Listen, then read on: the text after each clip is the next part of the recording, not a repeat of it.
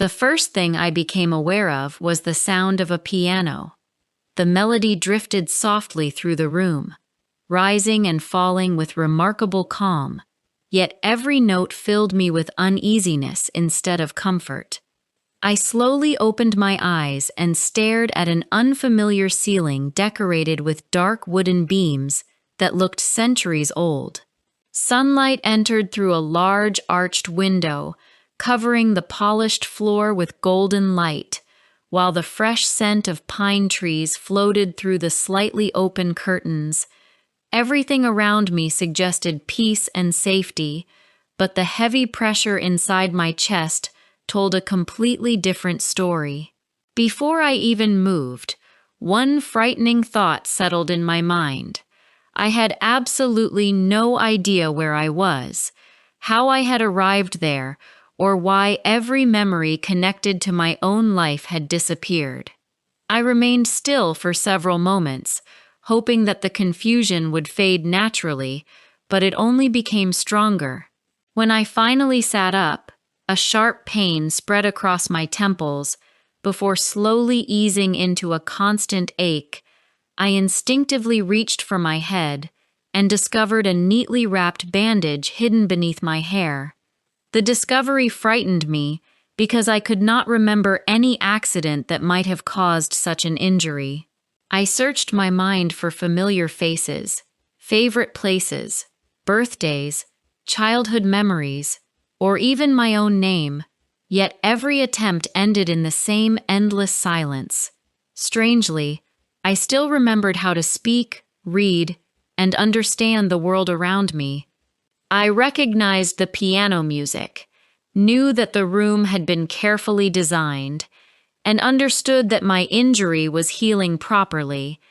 My knowledge remained untouched, but every memory that explained who I was had vanished completely, leaving me with the unsettling feeling that someone had erased only the parts they wanted me to lose. As I forced myself to breathe more slowly, I remembered something I had once learned, although I could not remember where I had learned it. The brain stores different kinds of memories in different ways, which explains why people can sometimes forget personal experiences while continuing to remember languages, practical skills, and everyday knowledge. That simple thought gave me a small sense of hope, because it suggested that my memories had not been destroyed entirely. They were hidden somewhere beyond my reach, and if they had been hidden, perhaps they could also be found again. Instead of surrendering to panic, I decided that my greatest advantage would be patience. Fear encourages people to imagine the worst possible outcome, while careful observation often reveals details that fear completely ignores. I climbed out of bed and began examining the room as calmly as I could. It resembled the bedroom of a wealthy country estate rather than a hospital or hotel. Antique books filled 2 tall shelves beside an elegant stone fireplace, and several paintings of mountains and lakes decorated the walls with remarkable care. A silver clock rested on the mantelpiece, although its hands had stopped at exactly 3:17. I found that detail strangely unsettling because everything else in the room appeared perfectly maintained. Someone had polished every piece of furniture, replaced the flowers standing beside the window, and folded fresh clothes neatly across a wooden chair. The room looked lived in, yet there was no sign that its owner had ever existed. Curiosity slowly replaced my fear as I searched for anything that might connect me to this place. Inside the wardrobe, I found several dresses, comfortable walking shoes, a warm coat, and a small leather handbag. None of the items contained identification, photographs, or personal documents. Every label had been carefully removed, leaving behind only plain fabric and anonymous objects. Whoever had prepared this room had gone to extraordinary lengths to ensure that nothing could reveal my identity. That realization unsettled me more than the missing memories, because forgetting my past might have been an accident, but removing every clue required planning. Someone had expected me to wake up asking questions, and they had already decided that I would receive no answers. I carried the handbag to the bed and searched every pocket again, convinced that I must have overlooked something.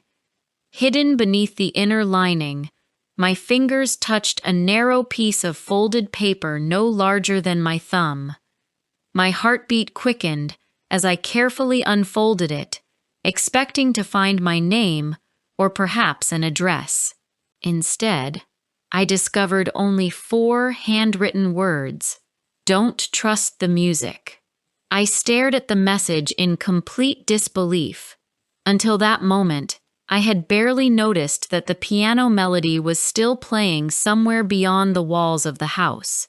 Now every note sounded different. Instead of creating a peaceful atmosphere, the music felt deliberate, almost as though someone wanted it to remain constantly in the background. I walked towards the window and listened more carefully. The melody never became louder or quieter, no matter where I stood inside the room, making it impossible to identify where it was coming from.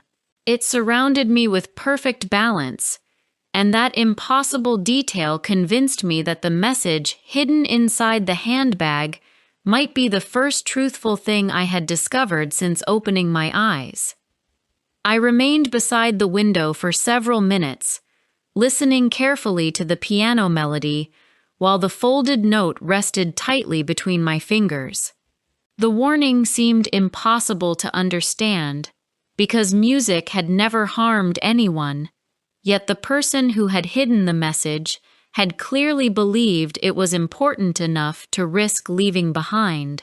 I closed my eyes and focused on every note, hoping that something familiar would return to me. Instead of a clear memory, I experienced only a strange feeling that I had heard this exact melody before, under very different circumstances.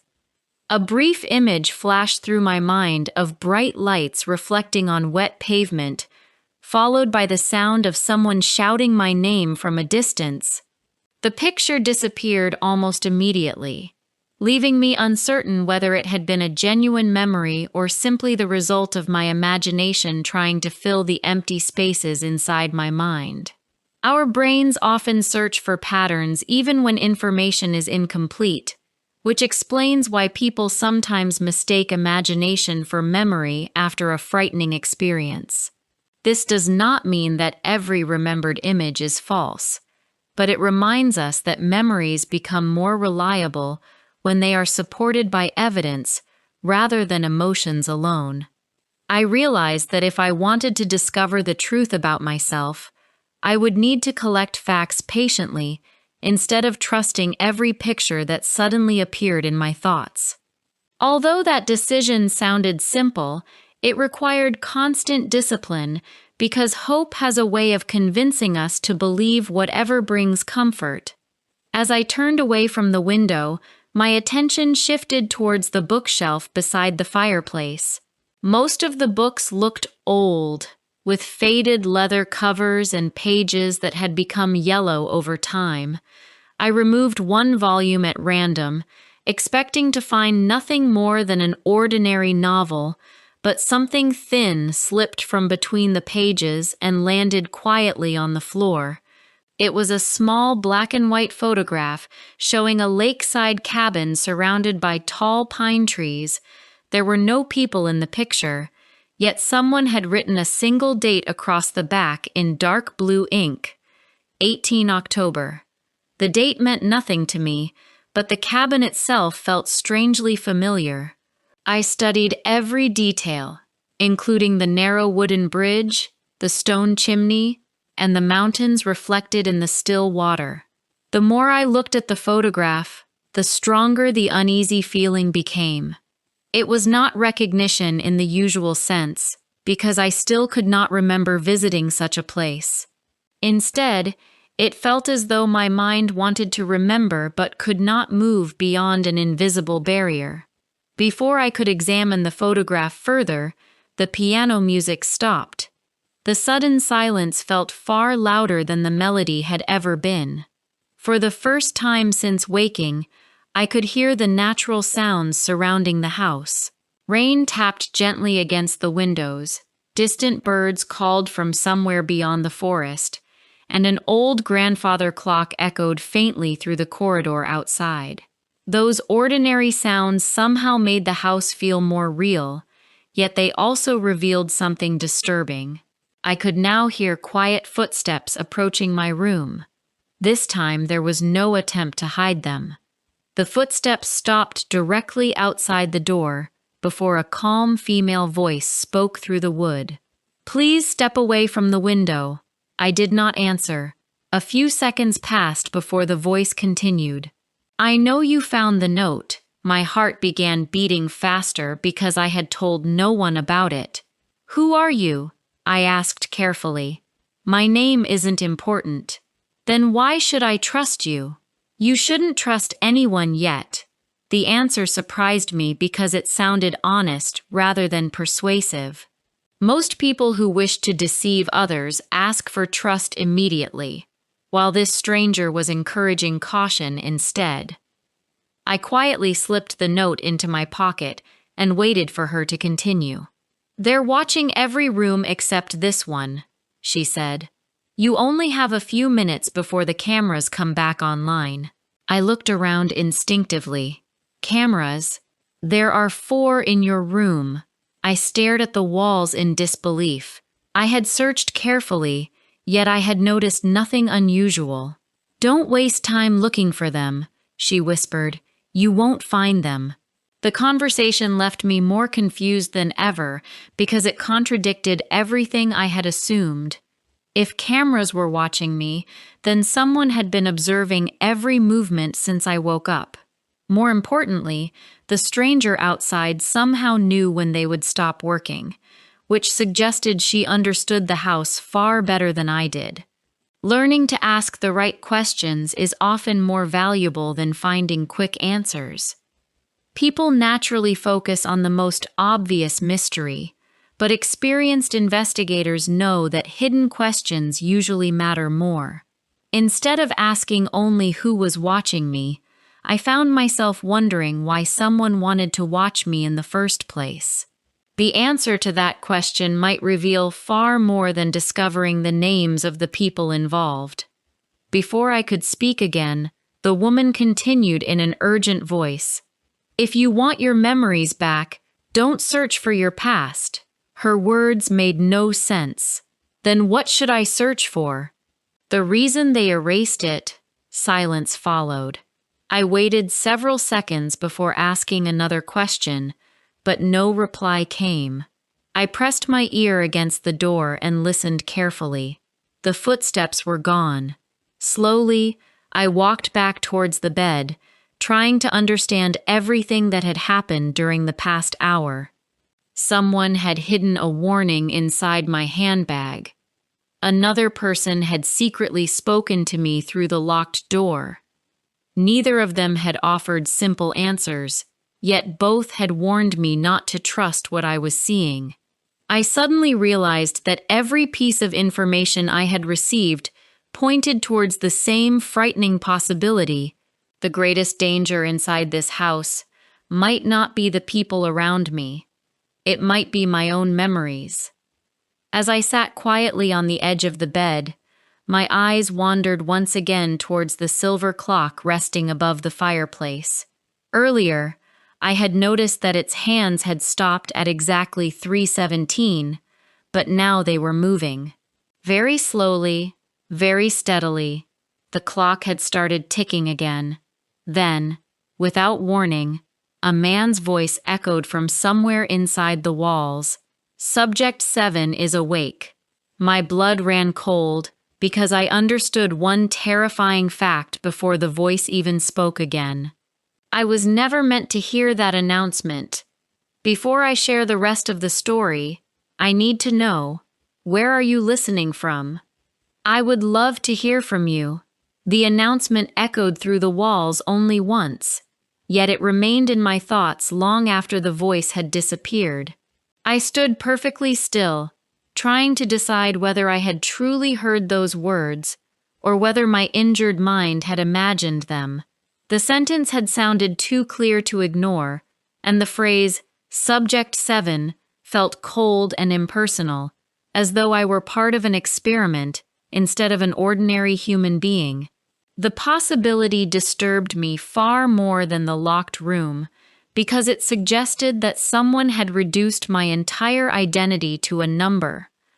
I had awakened believing that I had simply lost my memory, but now another frightening possibility began to form inside my mind. Perhaps forgetting had never been an accident at all.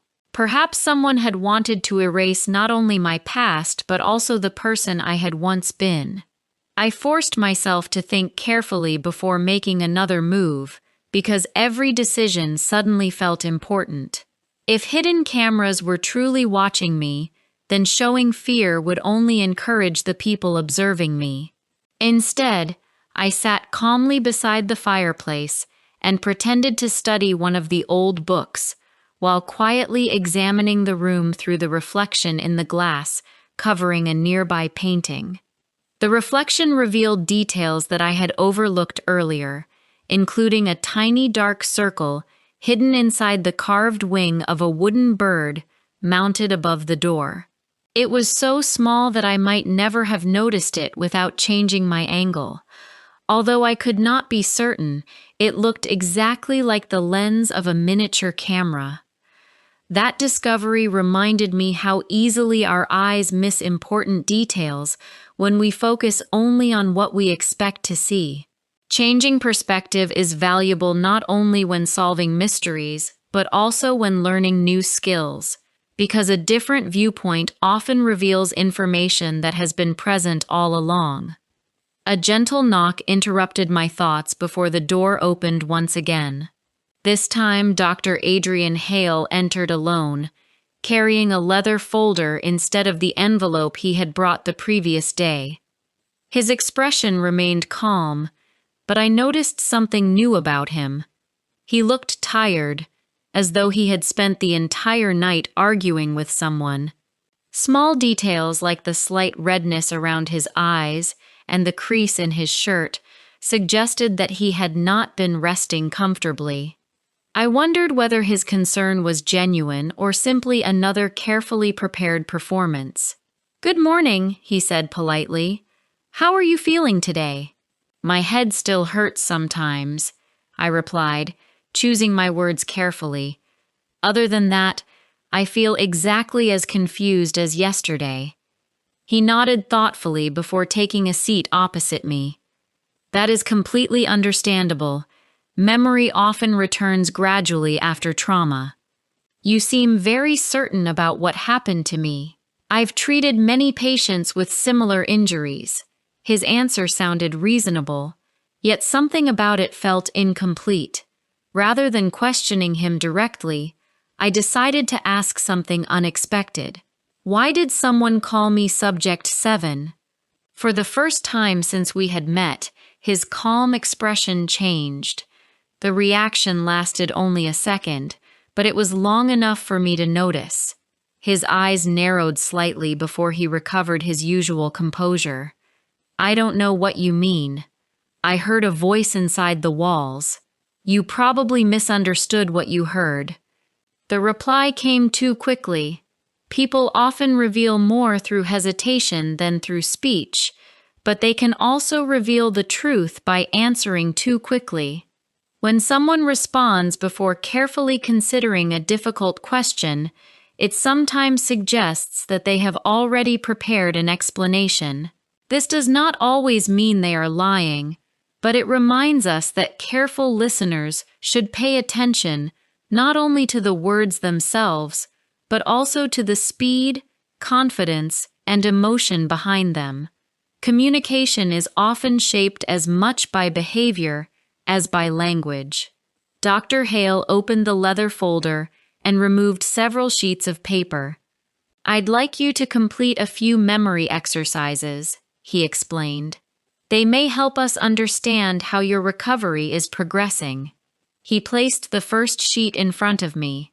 It contained 20 ordinary words arranged in neat columns: river, apple, lantern, winter, garden, window, bridge, clock. "I'd like you to read them carefully," he said, "and then tell me which ones feel familiar." I scanned the list slowly. Every word was familiar because I understood its meaning, yet one word caused an unexpected reaction: lantern. The moment I looked at it, another memory flashed through my mind. I saw myself running through thick woodland at night while holding an old metal lantern.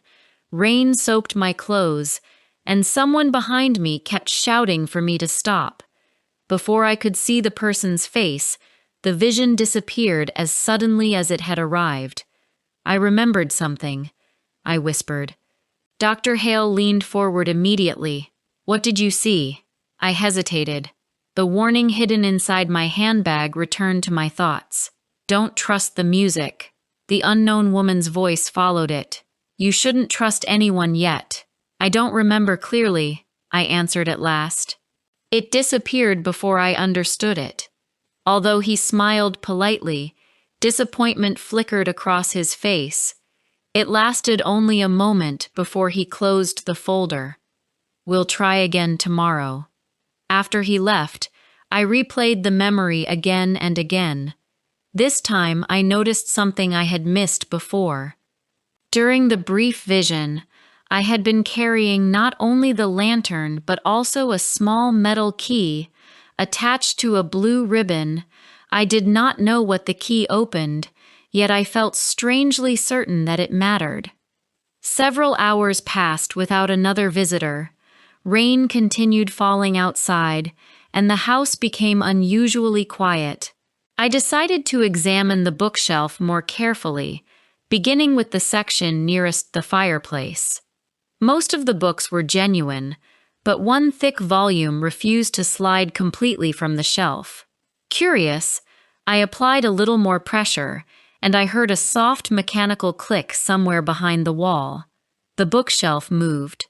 It shifted only a few centimeters, but that was enough to reveal a narrow gap hidden behind it. My heartbeat quickened as I pulled the shelf slightly farther aside. Inside the concealed space rested a small wooden box covered in dust, suggesting that it had not been opened for a long time. The lid lifted easily. Inside lay only 3 objects: a silver key tied with a faded blue ribbon, a cassette tape labeled 317, and a folded letter addressed in elegant handwriting. "For Evelyn, if you remember before they expect you to." I stared at the name for several seconds before realizing why my hands had begun to tremble. For the first time since waking inside the strange house, a single word felt undeniably familiar. Evelyn. I did not know whether it was truly my name, but somewhere deep inside the empty spaces of my mind, it felt like home. I whispered the name several times, allowing each syllable to settle naturally in my mind. Unlike every other word I had encountered since waking inside the estate, Evelyn awakened something deeper than simple recognition. It did not return a complete memory, yet it created a powerful feeling of belonging that I could not explain. For the first time, I no longer felt like a stranger trapped inside another person's life. Whether Evelyn was truly my name or merely another carefully prepared deception, I knew I had to discover why the hidden letter had been written specifically for me. I unfolded it slowly, taking care not to damage the fragile paper, and immediately recognized the handwriting. I could not remember where I had seen it before, but something inside me insisted that I had trusted the person who had written those words. The letter began without any greeting, as though its author expected that every second would matter. It explained that if I had found the hidden compartment before my memories fully returned, then events were unfolding faster than expected. The writer warned me not to believe every explanation offered by Dr. Adrian Hale, because even truthful people sometimes hide dangerous secrets when they believe they are protecting someone. The final lines instructed me to listen to the cassette labeled 317 before speaking to anyone else. I searched the room until I discovered an old cassette player hidden inside one of the lower shelves of the bookcase. After inserting the tape, I pressed the play button, and a familiar female voice filled the quiet room. "If you are listening to this recording," the voice said calmly, "it means you trusted your instincts instead of waiting for permission. That decision may save your life." My heart began racing because the voice sounded remarkably similar to my own. "I made this recording before everything changed," the woman continued. "My name is Evelyn Carter, and if my plan failed, then I am speaking to my future self." For several moments I could not breathe. Hearing my own name spoken with such certainty felt more powerful than any memory I had recovered so far. The recording explained that I had worked as a cybercrime investigator specializing in organized networks that stole identities, manipulated financial records, and erased digital evidence. My team had uncovered information proving that a respected international security company had secretly been assisting criminal organizations by selling confidential government data. When the investigation reached its final stage, someone inside my own organization betrayed us, forcing us to disappear before the evidence could be destroyed. Knowing that my life would be in constant danger, I had agreed to participate in an experimental medical procedure designed to protect critical information until the investigation could be completed. The treatment temporarily blocked sections of my autobiographical memory, making it impossible for anyone to force the truth from me. As the recording continued, I realized that forgetting had never been the real objective. The temporary memory loss had been a shield rather than a punishment. Sometimes, the strongest form of protection requires accepting short-term difficulty in exchange for long-term safety. People often believe that courage means acting without fear, but genuine courage usually means accepting discomfort because we know it serves a greater purpose. Whether we are learning a difficult language, rebuilding our lives after failure, or protecting someone we love, meaningful progress often demands temporary sacrifice before lasting success becomes possible. The recording ended with one final instruction: trust Daniel, but verify everything. Trust Dr. Hale, but only after you know why he kept the full truth from you. Most importantly, never assume that the person hunting you is outside this house. Before I had time to consider those words, the bookshelf behind me slid open unexpectedly. I turned sharply, expecting danger, but instead, Daniel stepped quietly into the room. His face showed relief rather than surprise, suggesting that he had hoped I would find the hidden compartment. "You listened to it," he said. "I know my name." He smiled gently. "Yes, you do." I held the letter tightly. "Why didn't anyone tell me the truth from the beginning?" Daniel remained silent for several moments before answering. "Because we didn't know whether the people searching for you had already reached this place. You suspected someone inside the estate. We still do." His answer immediately reminded me of the final sentence on the recording: "Never assume that the person hunting you is outside this house." Daniel explained that the investigation had involved only a small group of trusted officers, yet classified information had leaked repeatedly before every important operation. Someone with authorized access had been passing confidential details directly to the criminal network. Every possible suspect had been investigated except one: Dr. Adrian Hale. Before I could respond, Daniel raised his hand. I know what you're thinking. We have never found evidence proving he betrayed us. We only know that every leak happened while he supervised the medical program. The situation suddenly became far more complicated than I had imagined. Dr. Hale had protected me, treated my injury, and hidden me from dangerous people. At the same time, the timing of every security failure placed him under unavoidable suspicion. I realized that life rarely divides people into obvious heroes and villains. Honest individuals sometimes make terrible decisions for understandable reasons, while dishonest people occasionally perform acts of genuine kindness. Judging character requires patience because isolated actions rarely reveal the complete truth about a person. A loud alarm suddenly echoed throughout the estate, replacing the peaceful silence that had surrounded us since my arrival.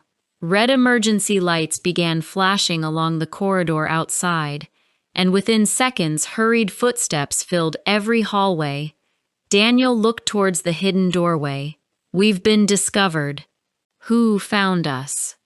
"I'm hoping it wasn't the people I think it was." At that exact moment, Dr. Hale appeared in the open doorway. His breathing was heavier than usual, and for the first time his calm expression had disappeared completely. "There isn't time to argue," he said urgently. "The security system has been breached." Daniel stepped protectively in front of me. "How do we know you didn't cause it?" Dr. Hale looked directly into my eyes instead of answering Daniel. "Evelyn, you have exactly 1 minute to decide whether you trust me. If you come with me, I believe I can keep you alive. If you stay here, they will find all 3 of us." The decision felt impossible because both men had risked their lives to protect me, yet both also carried unanswered questions. My memories were finally returning, but they had not returned quickly enough to tell me which path was safe. Then another memory surfaced with surprising clarity. I remembered writing a sentence in my own notebook only hours before the medical procedure began. "Trust evidence before fear." I looked carefully at both men. Daniel still held the hidden letter that he could easily have destroyed before I found it. Dr. Hale still carried the medical file documenting every stage of my recovery, instead of destroying the records that could expose his decisions. Neither action matched the behavior of someone trying to hide the truth. "I want both of you to come with me," I said firmly. "If either of you is lying, the truth will reveal itself soon enough." Neither man argued. Together we hurried through the hidden passage as alarms continued echoing behind us. I did not know what waited beyond the tunnel, or whether the danger ahead would finally answer every remaining question. However, for the first time since opening my eyes in the unfamiliar room, I no longer felt powerless. My memories were returning. My identity belonged to me again, and whatever had happened before I woke up would no longer remain buried in silence.